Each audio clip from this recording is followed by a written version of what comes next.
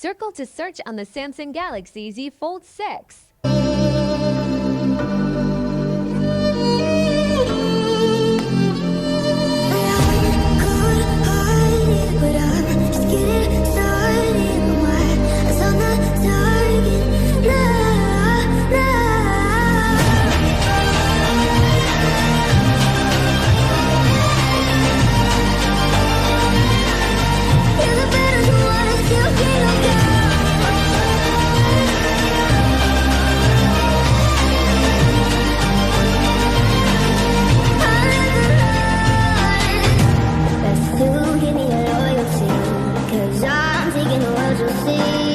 They'll be calling